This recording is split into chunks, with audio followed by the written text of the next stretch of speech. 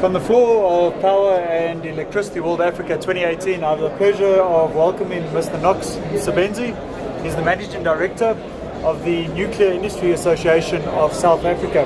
Or is that Southern Africa, Knox? South Africa. South Africa, but it's no doubt a Southern Africa focus moving forward as well. Absolutely. Great. Knox, we've had huge controversy with our previous president with the changing of the integrated resource plan to favour nuclear, be it right or wrong, who knows what the correct answer is there. But effectively there's a very consistent change or effectively a migration in the nuclear sector that we're starting to see around modular nuclear solutions that could possibly be applied to the most remote areas on the African continent. What's your perspective on that? Do you feel there's still opportunity for baseload nuclear power, or do you feel that the industry is going to shift into a modular type of approach or environment where it's effectively going to build and grow from that point? The talk about shifting might be a little bit misleading. The industry is going to evolve and embrace modular reactors, but that it does not mean a departure from large baseload, because the principle of economies of scale still applies. If you're talking about a 40 or 50 gigawatts type of an economy, yes, to sort of build South African type of economy, right? South African type of economy, it makes sense to have a huge capacity. Right now, the bulk of our capacity is in the eastern, is in Mpumalanga, and a lot of that power is shipped down to the coastal areas. It makes sense to spread the generation capacity in the region of maybe 2 gigawatts here, 4 gigawatts there, and whatever, all across, and also to use that capacity to address the water situation in terms of water desalination. So it makes a lot of sense to have a lot of capacity by the coast, so that we don't have long transmission lines coming from Mpumalanga going across almost 2,000 kilometers, and with all the losses that are associated. I caught a bit of alignment there between desalination and nuclear. Why do you feel that a nuclear-based technology and desalination is aligned? Essentially, the type of desalination that I'm talking about is the one that uses a lot of energy, that is heat. You, in a simple terms, you are using the heat that you generate from uranium to boil seawater and capture that steam as potable water. So you feel there's an opportunity in the byproduct? Absolutely. Thermal byproduct, yeah? You have conjunctive use of electricity generation. Yes. Especially when you've got high temperature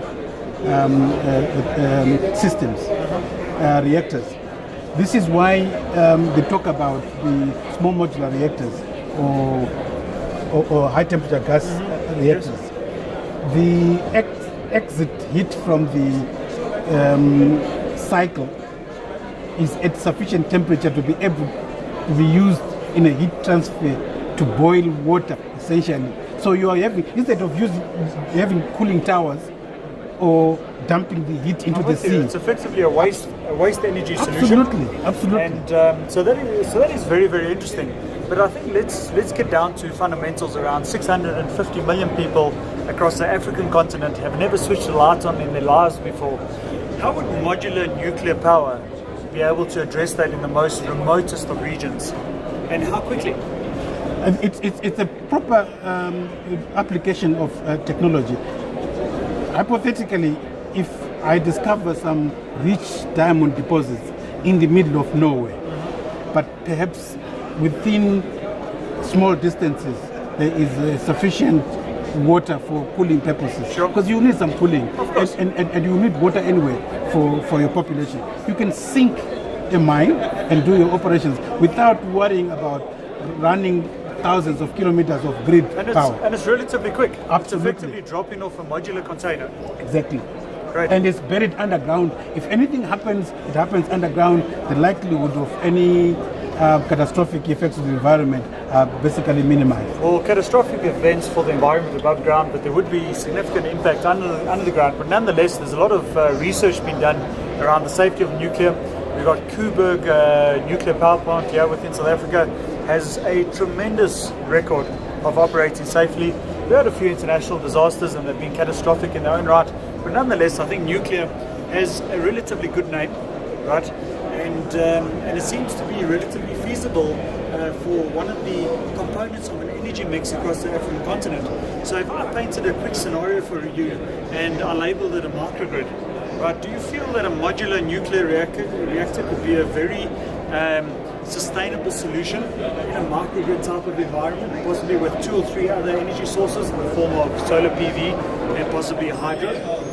Or are there limitations specifically relating to the technology that would prevent you from utilizing nuclear in, for example, a microgrid environment? The limitations can only be based on the capacity of any nation to deal with nuclear, because it requires very strict heavily regulated. And in fact, the public needs to know that the regulation is for the benefit of the public. Of course. We cannot have overnight people chancers just saying, I want to build a nuclear power plant here. It is one of those industries where there are eyes throughout. In fact, it's more regulated than the aviation industry. Of course it is. So, Yes. so the limitations will be in the ability of the countries to actually to put up regulatory and other infrastructure to be able to do that. But otherwise, one of the main reasons, the selling points of modular reactors is they are quicker to process, to deploy, and so on. They require very little in But terms doesn't of... a modular reactor come with certain safety bands built in? Yes, so absolutely. it's modular, it arrives safe and it departs safe. Absolutely. It's like comparing today in the aviation industry, an Airbus comes as a modular unit. It's a complete unit. It's a complete unit. The testing has been done. Exactly. You don't need to go through that whole process. It has been done. It's complete. Where the problem arises in terms of length of time is when you've got to put infrastructure on the ground and so on, and you have to customize it to a particular environment. And it becomes a bit difficult. Yeah.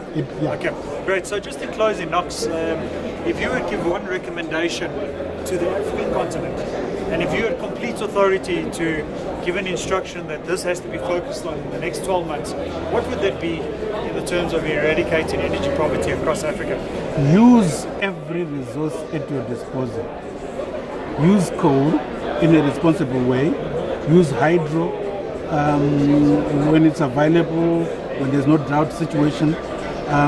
Use oil if you've got it, and use nuclear as much as possible, because it is highly unlikely that we will be able to power 650 million people simply from one source of energy. We need to have a diversity of resources. You're talking about the energy mix? Absolutely. Knox, thank you very much. It's certainly been insightful.